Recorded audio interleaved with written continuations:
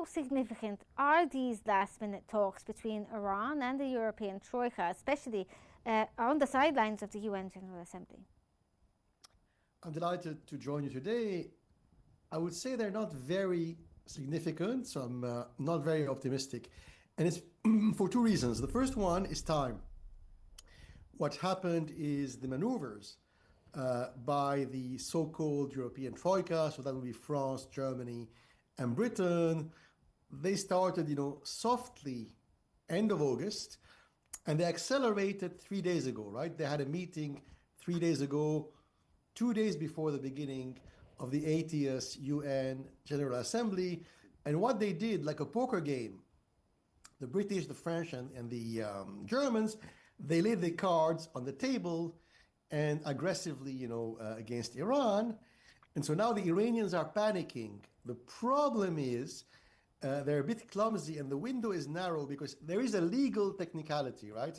And so to make a long story short, because America under the first Trump presidency, if you remember, America stepped out the UN of the Iran nuclear deal, which ironically, that was an American deal. So, in 2015, the driving force behind that Iran nuclear deal was really the White House. And so by stepping out in 2018, already Trump weakened the deal. So the only, big boys left were the Germans, the British, and the French.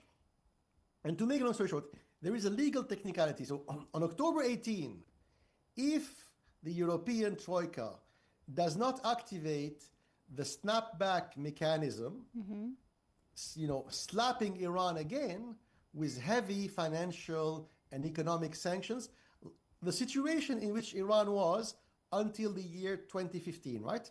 So if that snapback or clawback mechanism is not activated by the Europeans in 3 weeks, then legally and technically it becomes very difficult for them to do so. Why?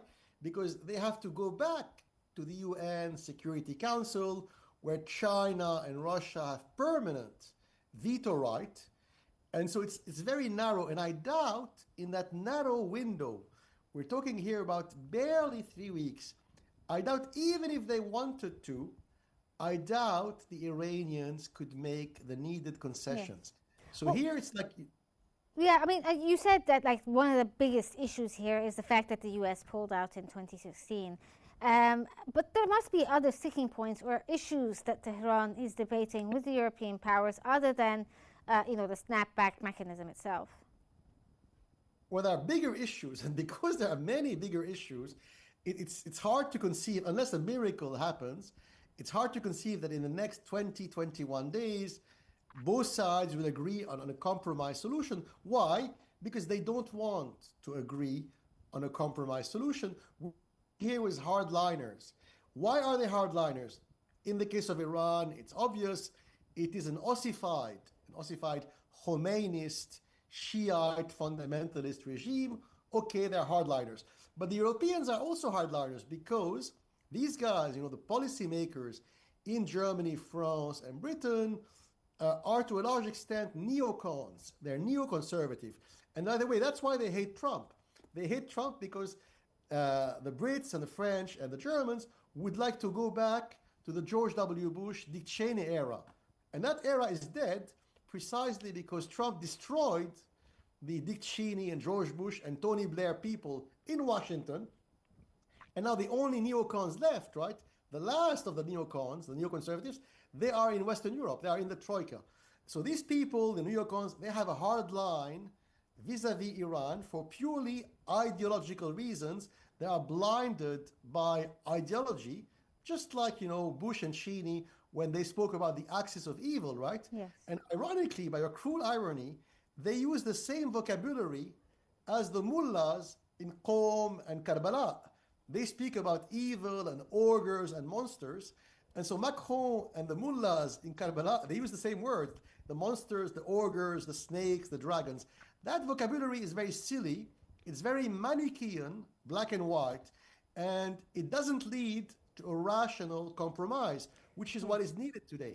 Well, which kind of brings on the next point. I know you're saying that both sides may be hardliners, although one could argue that the Iranians are more willing to negotiate things. Now, how do these negotiations fit in within the larger framework of Iran's nuclear diplomacy since 2015? Because the deal they had on the table was working and it was bringing in Iran into the fold, right? Yeah, it was kind of working okay-ish. But, the straw which broke the camel's back was the very theatrical 12 days war between Israel and Iran. And by the way, who stopped? Sometimes, they accuse, the Europeans, they accuse Trump of being a hyperbolic exaggerator, but it's true. It is Trump who stopped that, war between Iran and Israel, and the Europeans, they would have liked the war to expand, right, even more. So Trump said stop, and he forced the hands of the Israelis and the Iranians. And it's very interesting. If you remember, right before the beginning of the war, which was initiated by Israel after a series of provocations by Iran, but Israel really started the war. The Israelis, the Netanyahu government, they clearly used as a pretext, as a casus belli. So a casus belli is a legal reason in international law you use to start a big war. And so Netanyahu, he used as a casus belli the latest, International Atomic Energy Agency report, which was mildly a little critical of Iran. And the The whole Israelis point said, was to oh, blow up the negotiations, right? look, it's critical. Therefore, I'm bombing the Iranians. Yeah. And so the Iranians, they have a bitter taste in their mouths because that International Atomic Energy Agency, who controls it? Who runs the IAEA? It's not the Israelis, it's not the Americans or the Arabs, it is the Europeans. So most of the high-level echelons of the International Atomic Energy Agency are in the hands of the French and the Italians and the Germans and the Brits. And so they can manipulate the IAEA. So the Iranians say, look, in international law, if you have a lawsuit, you cannot be a party to the lawsuit and a judge. And that's exactly what the Europeans are. They are a judge and a party to the war and the lawsuit. And the poor Iranians, who made many mistakes in the past 10 years, are isolated and they are under pressure, of course. So what kind of leverage do you think, I know you're saying that they control the IAEA, but what other kinds of or forms of leverage does Britain, Germany and France hold when it comes to influencing Iranian decisions today? Not much.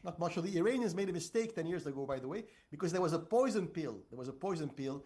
In the Iranian nuclear deal, which was crafted by the Obama White House 10 years ago, and the Iranians did not read the fine print.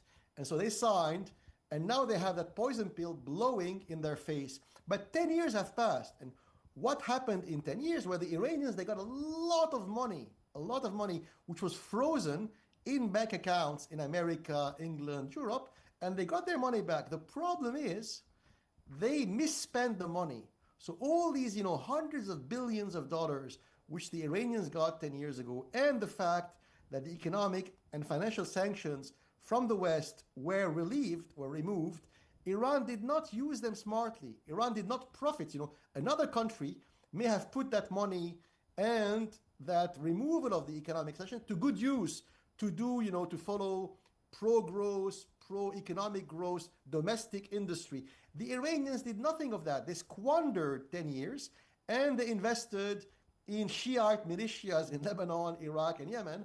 And now they are at the end of the road. But they have one thing, the Europeans don't have a lot of leverage. But the Europeans have one card they can play now.